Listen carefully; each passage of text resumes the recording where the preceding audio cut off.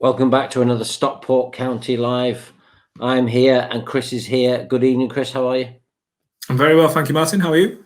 Very good, thank you. Interesting week for County. County have been really good this season, but they haven't had it all their own way this week. A really tough week, hard to take, going out on penalties on Saturday, and then a really, dog of the game, I think it's fair to say, on Tuesday, and drawing with Solihull Moors. Well, it's a tough league. We've come from the National North a couple of years ago. We knew the standard was going to go up. Playing a big club like Chesterfield and an ambitious one like Solihull, you are going to get these tough games. But I think we've looked good. We've not lost either of them in the 90 minutes. So, I think Jim will be quite happy with what he's seen. And no concern over goals. Was it one goal in 180 minutes? Longer? Are you no concern over that? No, I don't think so. I think in Chesterfield, big, strong team, a lot of guys behind the ball. Their captain for me was standout on the day, Will Evans. Really, really tough to play against big central defender. We'll hear from one of the County players in a moment about what it was like up against these guys. And then Solihull, we know what they're about. Big, strong, athletic, ambitious team. So I don't think there's too much to worry about just yet. As Chris says, we've got the perfect man on tonight to put that all in context for us. We've got one of the new stars of the County squad and one of the stars so far of the season. Chris, you're going to talk to Alex Reid now. I am. I'm going to bring him in right here. Pie you off. Bring you in. Alex Reid, good evening. How are we doing? I'm good, thank you. How are you? All the better, mate, for having Stockport County Live on a Thursday evening. Welcome to Stockport County Live. I should say that first and foremost, because it's your first time joining us on the show since joining the club. Is this the real reason you signed for the club to come on here? Honestly, when I was signing, I said, and there's no way I'm signing here unless I get to come on Stockport County Live. So here we are. I had heard that. I didn't want to talk about it. But how are you finding the season so far? Things going okay? Yeah, I think it's been a positive start. I mean, I think if you'd have said to us at the start of the season, would we have took this after the first month of the season, everyone would have been pleased that we're second in the league. We haven't lost since the opening day of the season. Even in the cup, we haven't lost in 90 minutes since the opening day of the season. So settling in, good group of lads. Everyone's, it's a happy camp. Get on well with the manager, all the staff, and people behind the scenes. It's been good so far. When you joined the club over the summer, it was obviously a summer of change, a lot of new faces in the squad. And I think what Jim has done is quite interesting, really, because he's kept a core nucleus of players. The Ash Palmers, Ben Hinchliffe, Sam Minahan, Jordan Keane, and now Bell up top. But then at the same time, he's brought in a whole raft of new players who, again, sometimes you hear stories about the players gel very quickly. Do they need time to settle in and transition and everything else? Has that been a factor, or with that core nucleus, has that kind of been okay? I sort of think that the core nucleus and the lads like that you speak about, Ash, Minnie, and all the other lads that have been there for a while. I think they're helpful, really, because they've sort of been there, experienced what it's like to be a county, experienced what it's like to have the fans and everything like that. And it's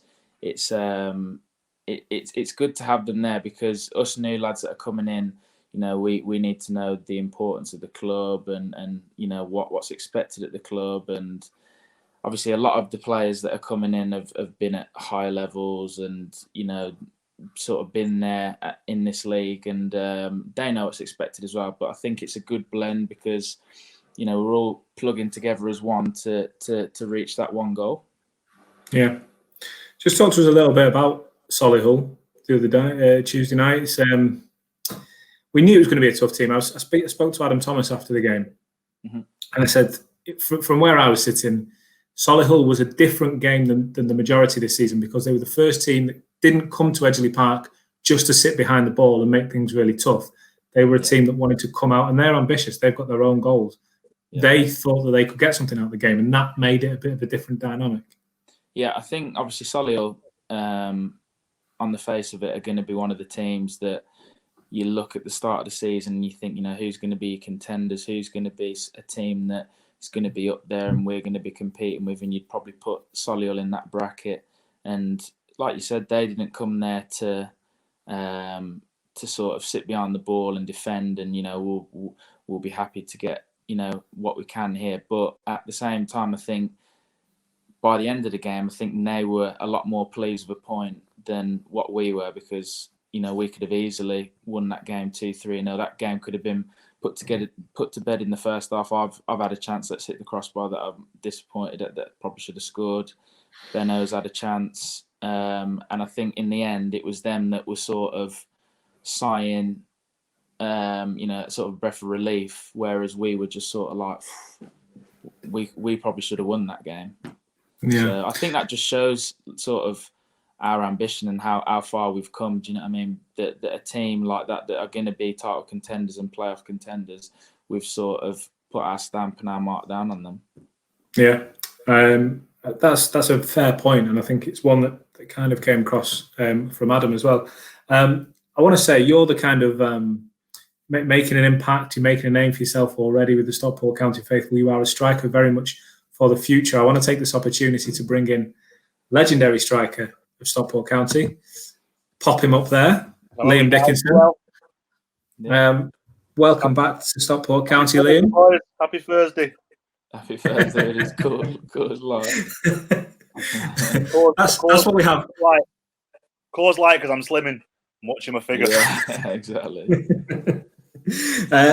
We were just having a chat, myself and Liam, about you before you came on, Alex, about the different roles that strikers play. Liam was very much the number 9, the Richie Bennett, really, I guess, in some ways of the current county squad. Whereas, I guess from what I've seen so far, your preferred position is, I get you probably could play that 9, but I guess you're more like the electric players that go around that.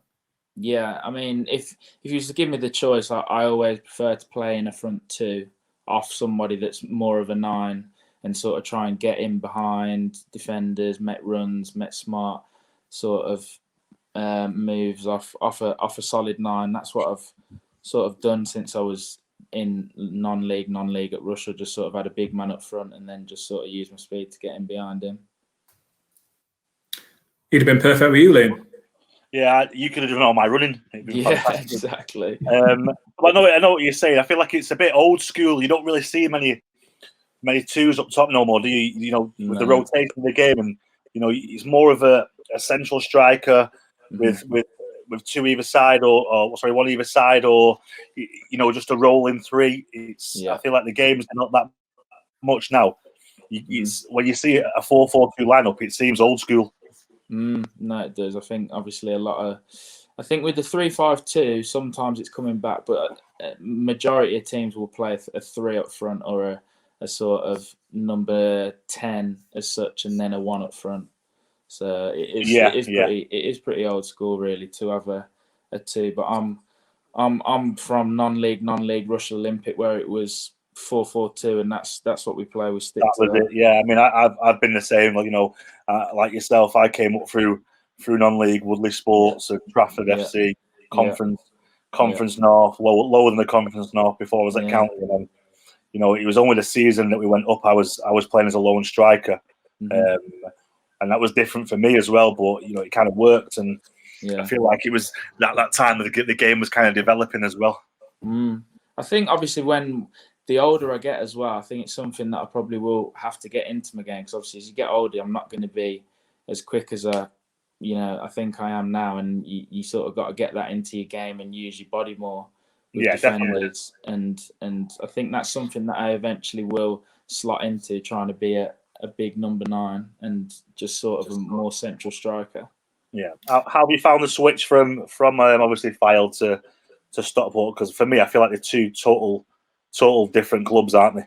Yeah, I think under it was Dave Challoner at Fylde. He sort of would always have me as a central striker, the number 9, but I'd always have a 10 off me, because sort of my strengths aren't back to goal. But I knew sort of every time the ball come into me back to goal, that I'd always have a 10 sort of floating around me that I can just set, and then I'm spinning. So, but it's something I'm comfortable with doing. What I'm doing at Stockport, playing as a 2, and then sometimes in off the left, and playing off a big man, because it's what I've got a lot of joy from at Rushall Olympic, really, and my strengths are always going to be facing my own goal, so I'm enjoying it. Yeah, cool. How different does it differ? Because you talk about this idea of a non-league setup or a non-league style of playing in comparison to the Football League, but is it different between the different levels of non-league? So is the conference different to the Conference North, different to League Two? What's the thinking there? Honestly, I would say I've played National League for a lot of teams being on loan. I've played League Two with Stevenage, and I've been in and around Fleetwood in League One. I would say that definitely National League and League Two, that there isn't a massive sort of jump in difference of quality. I mean, League One, I think you get a lot of teams that you sort of look around and you think, I mean, these lot have got a lot about them. But I think if you even look at Harrogate, who have gone up into League Two, they're not sort of at the level and sort of drowning and struggling. So I don't think there's that massive sort of jump into the league. I think, a lot of the players that are in our team now could comfortably go and play in the league and just sort of have no worries playing at that level. So yeah. Yeah, I feel the same. I feel like, you look at the teams that are in the national, and you've got like the likes of Notts County, Chesterfield, Stockport. Teams when I was playing, Torquay were always a good League Two team, but there's no difference really these days with, like you say, the step up, the likes of Macclesfield and stuff when they stepped up. I feel like you've got, like Alex said, you've got the national. The national's a big step up from the Conference North. I feel like, the standard, the professionalism, everything's, that's where the step starts for me, I think. And like you say, you've got the National and League Two kind of same. But I mean, like I said, when I was at League One, I'd come up from Stockport County and I'm playing teams like Macclesfield, and I'm at Leeds, and I've got players like Beckford and Delph and Snodgrass with me, and it's like it's a big step. It's not just a little, it's not just a tiny step. It's a big jump from League Two to League One, and that's where I really saw the difference. Yeah. I think both of you will probably have had this conversation with Jim Gannon at different times. Jim, in the years that we were doing interviews with him, he would quite often say he wants to sign players that are ambitious, that he wants, that want to go up and move up. But at the same time, he wants those players that will move up with the club. So he wants, if we were to get promoted next season, as we saw when we won the league in the Conference North, no changes to the playing squad. No one else was brought in. We stuck with that, and I get the impression that if we win the league this year, or if we go up this year, he'd probably stick with that formula. He's got the group of lads there that works and everything else. Starting with yourself, Alex, would that kind of mirror what you're saying with your ambition? Everybody wants to play as high as they can, but if you can do it with one club and move up and become a bit of a hero there, I guess that's kind of what it's about. Yeah, and I sort of think, especially at a club like Stockport County, if we was to move up in through the leagues, then the fans and the whole idea of being a club legend and stuff like that, it's what a player wants at the end of the day. No player, if you sort of said to them, wants to be floating around from club to club. You sort of want to find a home, and that's sort of what I want to find, sort of a home, and like you say, progress with the team and sort of watch them and be part of the journey of going up through the leagues and having success with them. It's all right being a club legend, isn't it, Dicko? It's not too bad. But I totally agree with Alex. For me, that's one regret I probably had. From when we're talking professional teams from League Two to the Championship, I think I had 11 teams. And I was only ever really settled at Stockport. And to be honest, I don't regret leaving. I had the choice. I had the chance to play for Derby County in the Championship. It was a dream come true. But I do wish that I would have settled at another club other than not just Stockport. Maybe I kind of just got settled at Southend, and then broke my ankle, and it was like game over. There's your career gone. Yeah. And like Alex said, any player really, you don't want to be travelling from team to team to team. You kind of have to, and as an attacking player, you move a lot more than your defenders and your midfielders. That's just part of the game. From top to bottom, that's always going to be the game.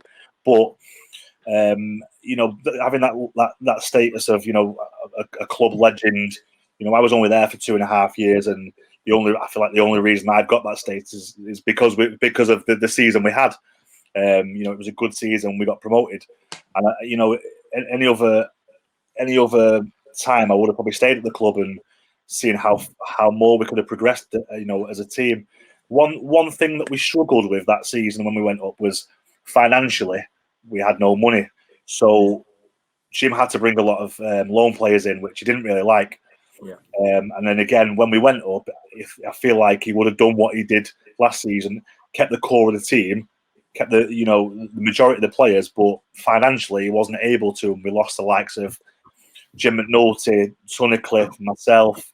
We lost half the team straight away in the transfer window. So for a manager to be able to keep hold of the core that's done well the season before, that's a big thing for a manager.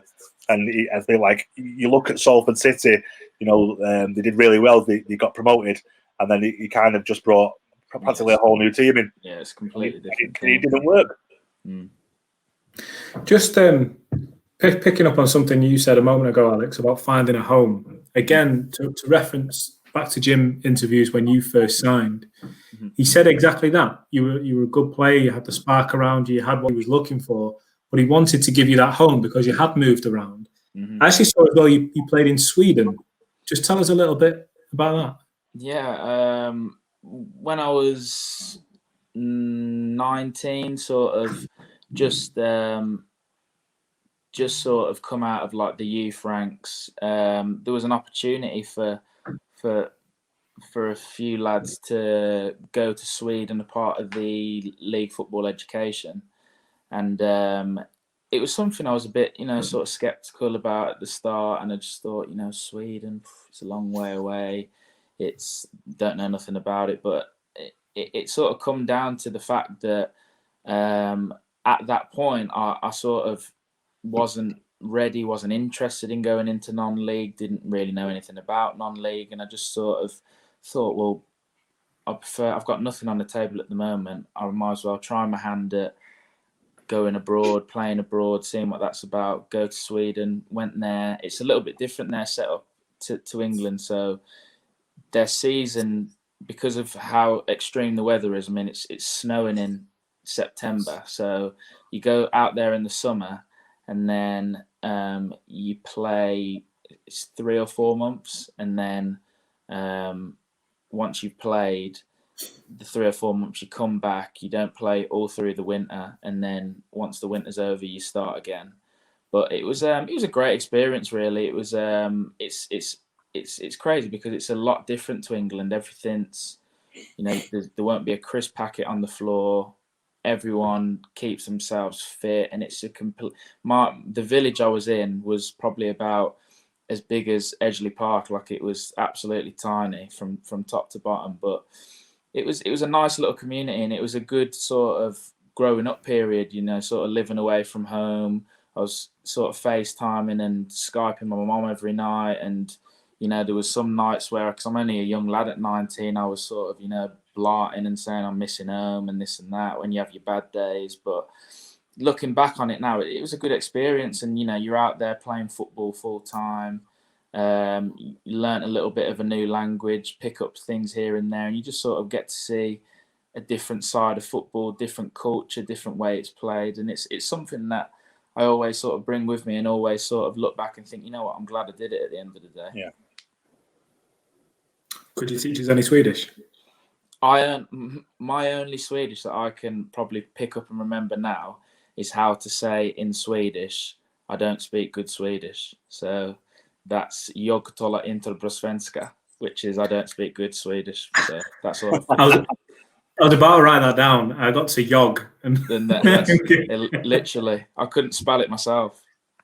No, it's Well, listen, it's really good to have you on the show, and it's obviously an ambitious season for County. I just kind of want to wrap up, bringing it back to County, the ambition side of where the club look to go this season. You know, it's no secret, very, very public, that the club are looking for promotion after promotion. You know, a lot of infrastructure investment has gone in. The club is in a very, very different place to where it was a couple of years ago. And listen, it wasn't in a bad place a couple of years ago. You know, we won the league, so it's not a bad place. And now it's in a much, much higher kind of place. What's it like inside the camp? Do you recognise that ambition and embrace it? The way you are, you look very relaxed. It doesn't seem like an intimidating thing to be in. Yeah, I think sort of everyone that's joined the club, everyone that's still a part of the club, that's from the backroom staff to the players. I think, you know, everybody, without saying it and shouting it from the rafters, everybody knows that what the club expect and what the club are aiming for this season is promotion. And, you know, it's a sort of pressure that we sort of put on our shoulders and we accept, really. We're ambitious players. The chairman, Simon, the gaffer have brought in players that, you know, they sort of think they can take that pressure on their shoulders and that are ambitious themselves, want to sort of better their career, want to sort of take this club, which is, you know, nobody would disagree, is an absolute sleeping giant and has got a, you know, probably bigger fan base than any of the league clubs I've ever played at. And, you know, they sort of want to get it back to where it should be, which is obviously Mark Stott's vision, and it sort of trickles down through the whole club. That's where everybody wants to be. That's where everybody thinks the club should be. And it's, you know, sort of over to us, over to the gaffer to sort of have a good season, dedicate ourselves to it, and see where we're at the end of the season. Before we let you go, I reckon we have a word with Jim. What do you reckon, Dick? I'll get you two up front together just for last couple of games of the season or something. Let me finish this first and I'll think about it. Yeah, exactly.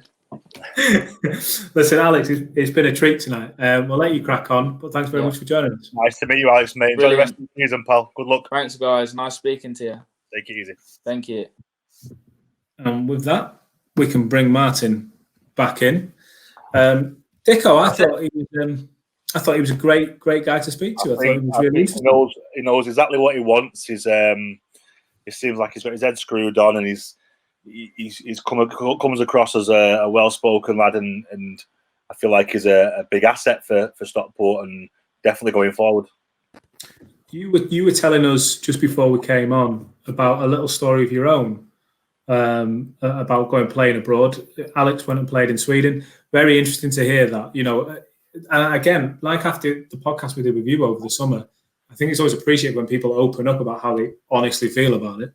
He said sometimes it was tricky, but overall it was positive. What was your story about going playing abroad? So it was my first full season at County, and I was struggling to get in the team. And the opportunity came up for myself and Damien Allen to go to Royal Antwerp. You know, go and have a look around, and there was a loan offer on the table for us. So yes, we went over, stayed over the night. We had training session. Met. Yeah, it was a time when the Dong from Man United, the next big thing. He was over there at the time because obviously it was a feeder club for Man United. He used to send the young lads out on loan there, get some games under the belt, get some experience. And then obviously the manager at the time was an ex Stockport County youth team manager, so he was close to Damo. So Damo ended up signing, and I came home, had to think about it, and they wanted me to go back out, and I just thought it's not really for me.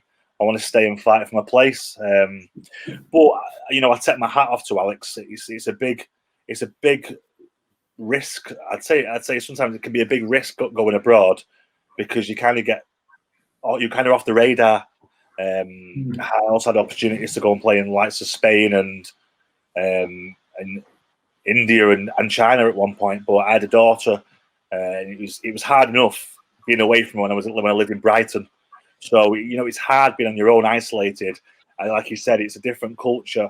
It's a different way of life, different way of footballing. It's a lot to take on, especially at such a young age. So I take my hat off him for that, and I think it's a good learning curve for anyone. I don't. I don't think you'd have been drinking Coors Lights if you'd signed for a Belgian club. If there's any danger. I'd been on Belgian beer, wouldn't I? Yeah, I think if you're drinking light beer, you might have a chance of making the last couple of games. I noticed tonight, by the way, Royal Antwerp beat Spurs in the Europa League 1-0. I saw that. Did They they did, really? yeah. And Tottenham, Arsenal being held by Dundalk. So, Gannon will be jumping around, won't he? yeah, He's watching.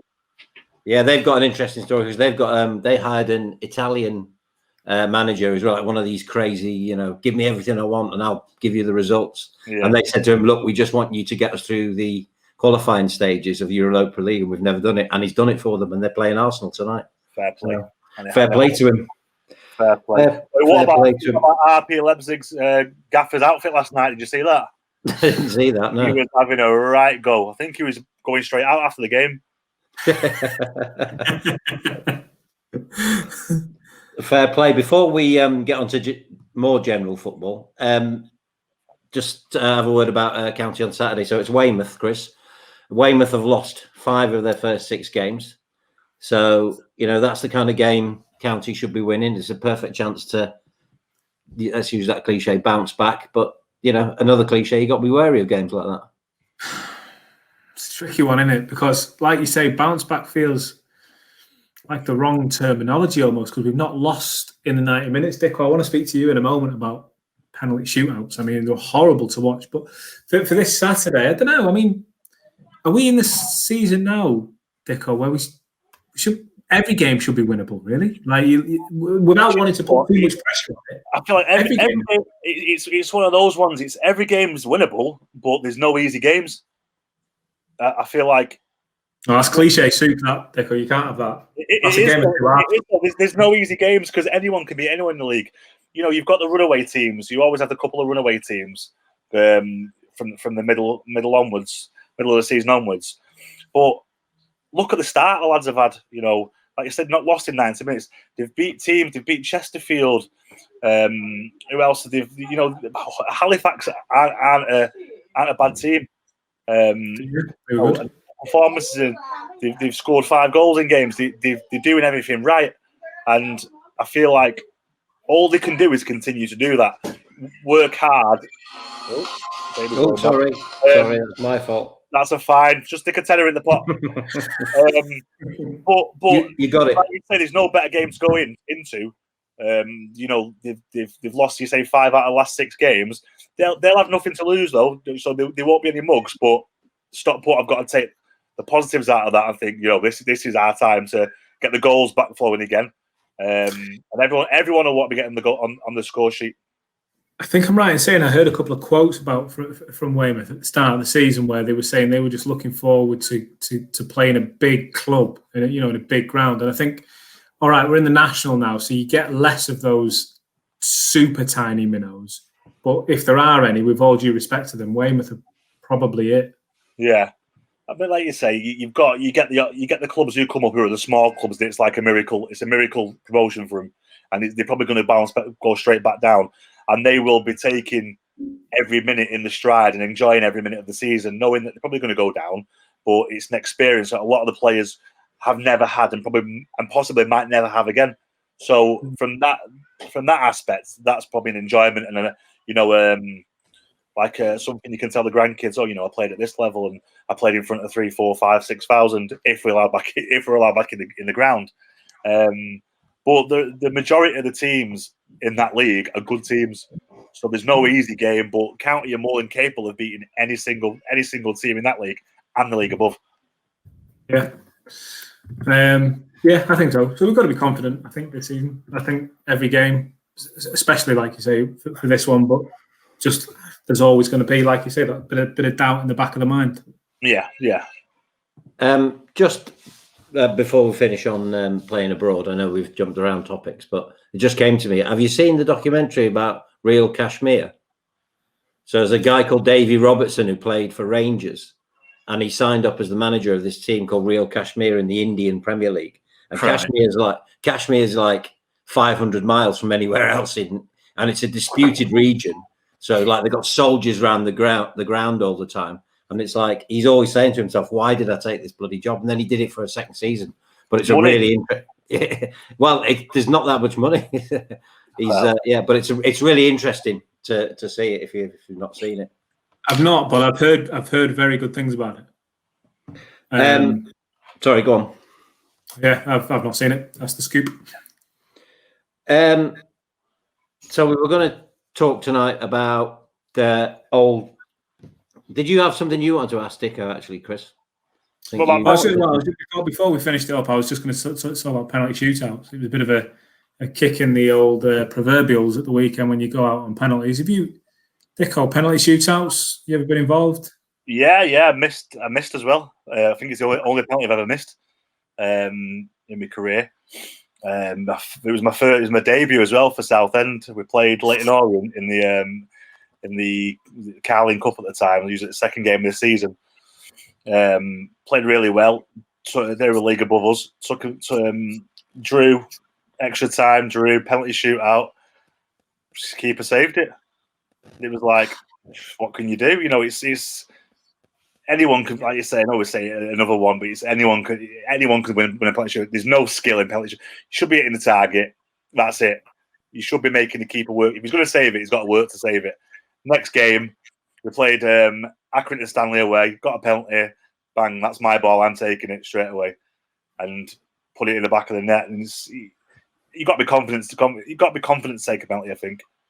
Is it different when you're walking up to the spot? Now, I don't want to dig Sam Minihan out because he missed a penalty and he was gutted. He wasn't the only county player that missed a penalty, and he's gone on Twitter and apologised, which I don't think he needed to do.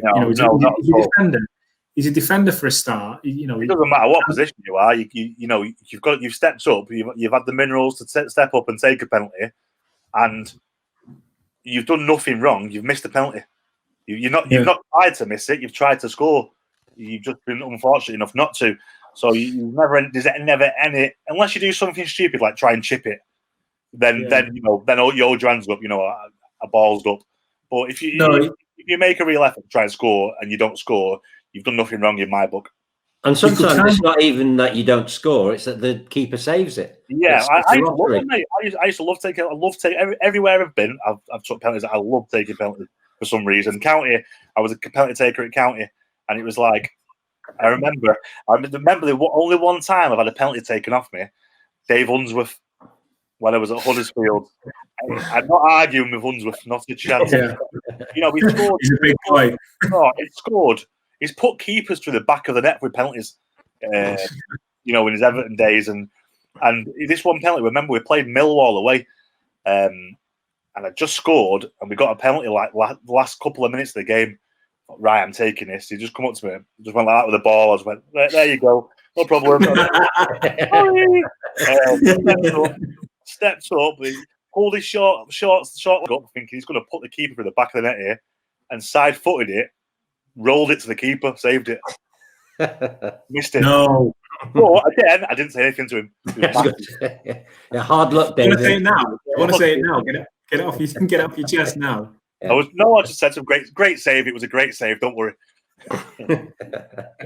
Well, we were. I think we're on 33 minutes, so I think it's probably a good place to wrap it up there. We were going to talk about VAR, but we can talk about that any week. There's so much to say about that, but there's nothing positive to say about it. Yeah, nothing positive to say about it. So I think we can wrap that up there. It's been another great show. Thanks, Dicko. Thanks, Chris. We'll see you again. I'll see you both soon. Yeah, we'll see you again next time. Finger guns out. We'll see you next time on Stockport County Live.